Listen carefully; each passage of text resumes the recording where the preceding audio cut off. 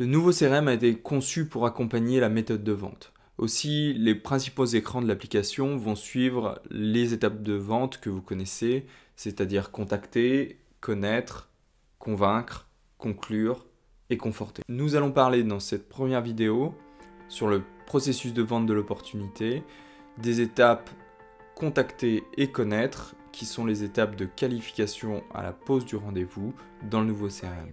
La première étape consiste donc à contacter le client. Lorsque vous recevez une opportunité affectée par le CQC, il faut effectivement contacter ce client afin de solliciter un rendez-vous de qualification ou rendez-vous découvert. Lors de cette première prise de contact, vous allez, avec le prospect, confirmer ses informations personnelles. Comment il s'appelle, quelles sont ses coordonnées, mail, téléphone, adresse. Vous allez ensuite définir son profil, c'est-à-dire quelle est sa situation professionnelle, quel est le nombre de personnes qu'il a à charge, quel est son logement actuel. Toutes ces informations vont vous permettre d'avoir une première approche qui vous permettra de préparer votre rendez-vous découverte de façon adaptée. La deuxième étape va être donc la connaissance du projet. Lors du rendez-vous de qualification, vous allez tenter de mieux connaître le projet de votre prospect. Quels sont ses désirs? Quel est le standing attendu par le prospect? Quelle est la zone de recherche? Quel est le budget potentiel? La section caractéristiques du projet va permettre de consigner toutes ces informations et de rentrer dans le détail du type d'appartement qui est recherché, du nombre de pièces, du budget, etc., etc.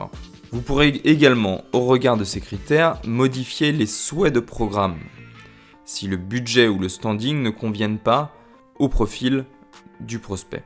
Pour cela, il vous faudra rechercher un nouveau programme et affecter par défaut un nouveau programme sur la fiche de ce prospect. Lorsque vous avez consigné ces informations, votre connaissance du prospect est suffisante pour lui faire une proposition. Aussi, deux choix s'offrent à vous.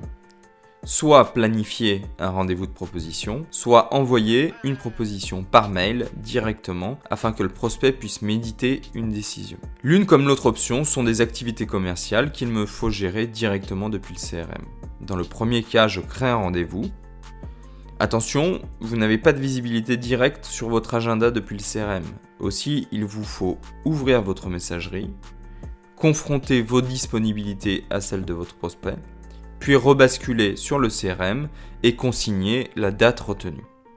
Si vous aviez voulu vous passer du rendez-vous de proposition, vous auriez fait le choix d'envoi d'un mail de proposition. J'attire votre attention sur le fait que nous attendons une plus grande réactivité des vendeurs grâce à ce nouveau CRM. Aussi, ces deux étapes de qualification et de prise de rendez-vous doivent être réalisées en 48 heures si vous souhaitez garder la paternité.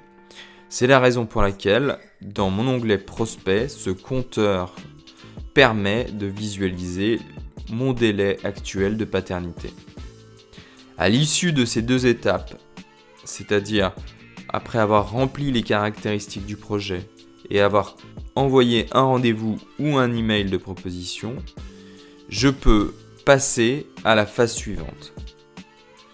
Ces deux actions me permettent donc de clôturer la qualification et faire évoluer le statut de l'opportunité en proposition et ainsi de gagner 30 jours de paternité dans le compteur de paternité.